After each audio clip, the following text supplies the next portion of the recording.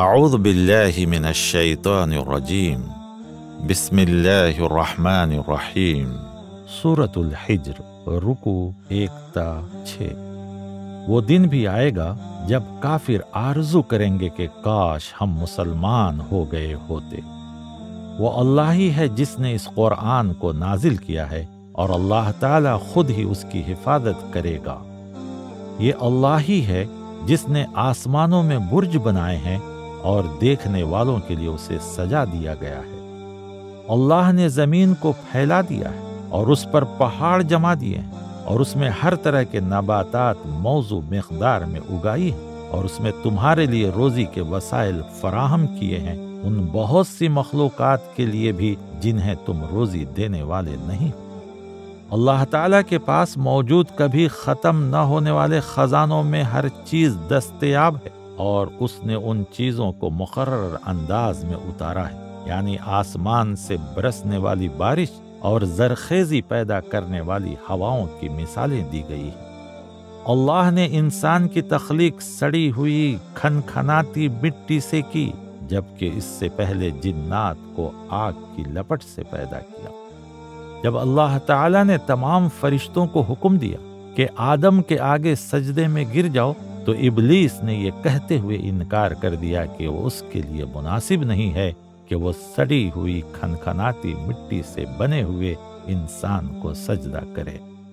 اللہ نے اس پر لعنت کی اور فرشتوں کی مجلس سے باہر نکل جانے کا حکم دیا۔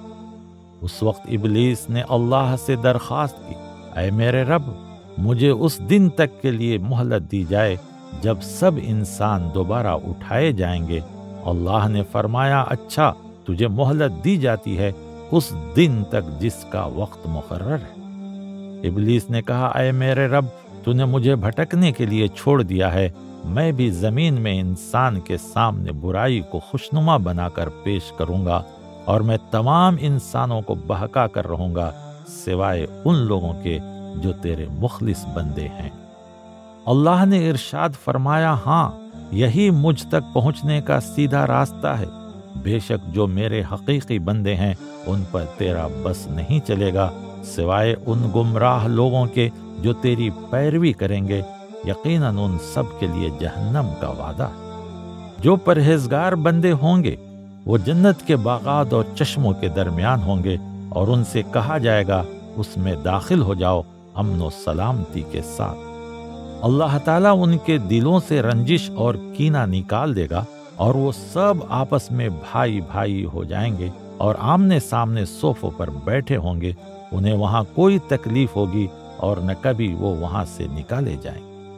اس واقعے کا تذکرہ کیا جا رہا ہے جب فرشتے یعنی پیغام دینے والوں کی شکل میں ابراہیم علیہ السلام کے پاس آئے اور انہیں ایک صاحب علم فرزند کی بشارت دی۔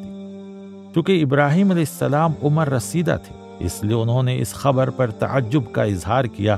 تب فرشتوں نے ان سے کہا کہ مایوس مت ہونا۔ جواب میں ابراہیم علیہ السلام نے کہا، سوائے گمراہ لوگوں کے اور کون ہے جو اپنے رب کی رحمت سے نا امید ہو سکتا ہے۔ اس واقعے کا ذکر کیا جا رہا ہے جب وہی فرشتے پھر لوط علیہ السلام کے گھر والوں کے پاس پہنچتے ہیں۔ انہوں نے لوط علیہ السلام کو اس عذاب کے بارے میں آگاہ کیا جو رات کو ان کی قوم کے لوگوں پر آنے والا تھا، اور لوط علیہ السلام سے کہا کہ وہ اپنے گھر والوں کے ساتھ اس وقت بستی سے نکل جائیں جب رات کا کچھ حصہ باقی ہو۔ شہر کے لوگ جو مردوں کے ساتھ جنسی عمل کے شوقین تھے، پیغام لانے والے نوجوانوں کی آمد کی خبر سن کر خوشیاں مناتے ہوئے لوط علیہ السلام کے پاس آئے۔ لوط علیہ السلام نے ان سے کہا کہ وہ نوجوان ان کے مہمان ہیں، پھر بھی لوگوں نے مطالبہ کیا کہ ان نوجوانوں کو ان کے حوالے کیا جائے۔ لوط علیہ السلام نے پیشکش کی، اگر وہ لوگ چاہیں تو ان کی بیٹیوں سے شادی کر لیں۔ وہ لوگ تو اپنی لذت کوشی کے نشے میں بے قابو ہوئے جا رہے تھے۔ بالآخر صبح پاؤ پھٹتے وقت ایک زبردست دھماکے انہوں نے آ لیا، اور اللہ تعالیٰ نے پوری بستی کو پلٹ کر کے رکھ دیا اور ان پر پکی ہوئی مٹی کے کنکروں کی بارش کر دی۔ ہجر کے لوگوں نے بھی رسولوں کو جھٹلایا۔ وہ لوگ پہاڑوں کو تراش کر اپنی حفاظت کے لیے گھر بناتے تھے، مگر وہ چیز اللہ کے عذاب سے روکنے کے لیے ان کے کام نہیں آئی۔ اللہ نے تمہیں 7 آیتیں دے رکھی ہیں، یعنی سورہ فاتحہ، جو بار بار دہرائے جانے کے لائق ہیں، اور تمہیں قرآن عظیم عطا کیا ہے۔ جو لوگ محمد صلی اللہ علیہ وسلم کا مذاق اڑاتے ہیں، ان کے بارے میں اللہ تعالیٰ فرماتا ہے کہ تمہاری طرف سے ان کی خبر لینے کے لیے ہم کافی ہیں۔ اے محمد صلی اللہ علیہ وسلم، اللہ جانتا ہے کہ یہ لوگ آپ کے خلاف جو باتیں بناتے ہیں اس سے آپ کے دل کو سخت کفت ہوتی ہے۔ آپ کے دل کی کفت کا علاج یہ ہے کہ اپنے رب کے حمد کے ساتھ اس کی تسبیح بیان کرو اور اس کے آگے سجدہ بجا لانے والوں میں سے ہو جاؤ۔